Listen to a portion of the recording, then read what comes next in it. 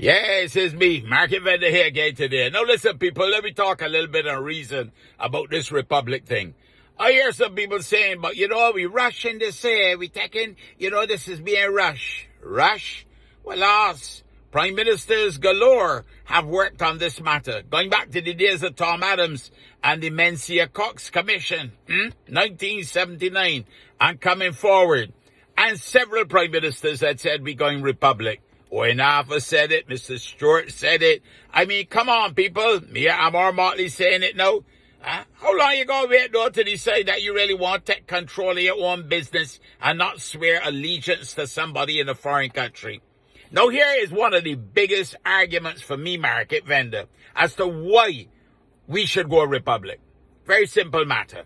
Now, outside of the obvious ones, that you're really taking control of your destiny, and you're taking control of your resources, and you're finally coming a republic where you are swearing allegiance to nobody. Do you know that if tomorrow morning, me and Mar Motley was to catch a VAPS and say, Market, I want you to become my High Commissioner to, let me say, Trinidad and Tobago, or maybe Guyana or someplace, or not Venezuela, I can beg him here. I would take Cuba before I take, but I want to put David out of work, you understand? But do you know that the letter that I will present to that foreign government, when I get there, we call the letters of credence, my credentials. Do you know that that letter has to come from Buckingham Palace, signed by the Queen saying that she approves of Market Vendor to be High Commissioner to Guyana or to Trinidad and Tobago? Do you know that that is the letter that I have to present when I go to that foreign country? Can you imagine that? In 2021, that we have to have a foreign lady as head of another country who apparently is still the head and therefore the Queen of Barbados. The Queen of Barbados, Buckingham Palace, got to sign that letter so that I could present it if I was to go out to say Mr. Biden. I nearly said Trump, but that wouldn't happen.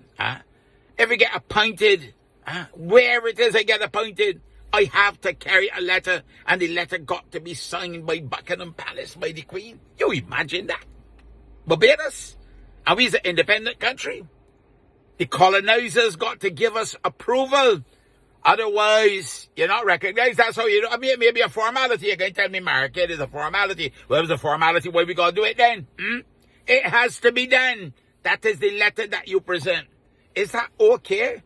Is that what we are comfortable with? That the people who colonize these countries take the resources and now don't even want to pay reparations to pay to everybody else.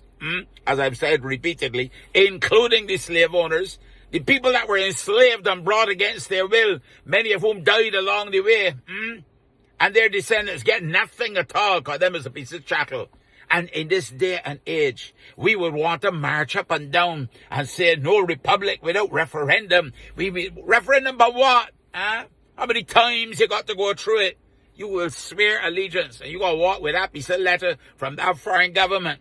You imagine that the High Commissioner for England to Australia walking with a letter or waiting for a letter from the Governor General of Barbados to say, well, yes, we approve of Mr. Turnbull to be the High Commissioner to Australia. You could imagine, you could see the British ever putting up with that. Why we would want to put up with that? And don't get me started on, the Caribbean Court of Justice. It's only a Market Vendor. You have a blessed and a wonderful day. You hear?